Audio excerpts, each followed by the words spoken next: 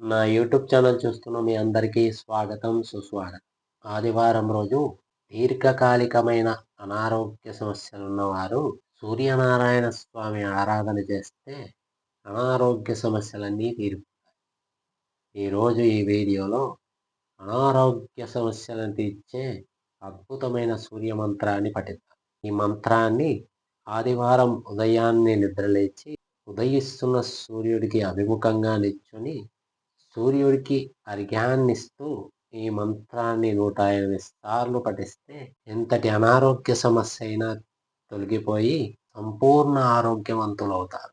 ఇలా ఈ మంత్రాన్ని 7 ఆదివారాలు క్రమం తప్పకుండా చేస్తే ఖచ్చితమైన ఫలితం లభిస్తుంది. కనుక ఈ మంత్ర సాధన చేయండి. సూర్యానుగ్రహంతో సంపూర్ణ ఆరోగ్యవంతులవుతారని ఆశిస్తూ మంత్రం. ఓం సూర్యాయ రవయే ప్రాణధారణాయ ధన్వంతరయే నమః. ఓం సూర్యాయ రవయే ప్రాణధారణాయ ధన్వంతరయే నమః. ఓం సూర్యాయ రవయే ప్రాణధారణాయ ధన్వంతరయే నమః. ఓం సూర్యాయ రవయే ప్రాణధారణాయ ధన్వంతరయే నమః. ఓం సూర్యాయ రవయే ప్రాణధారణాయ ధన్వంతరయే నమః. ఓం సూర్యాయ రవయే ప్రాణధారణాయ ధన్వంతరయే నమః. ఓం సూర్యాయ రవయే ప్రాణధారణాయ ధన్వంతరయే నమః.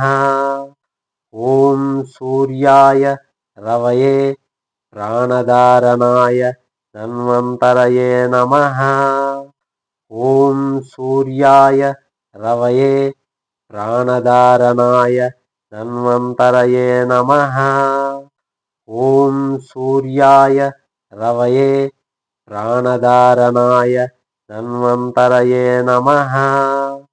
ఓం సూర్యాయ రవయే ప్రాణధారణాయ ధన్వంతరయే నమః. ఓం సూర్యాయ రవయే ప్రాణధారణాయ ధన్వంతరయే నమః. ఓం సూర్యాయ రవయే ప్రాణధారణాయ ధన్వంతరయే నమః.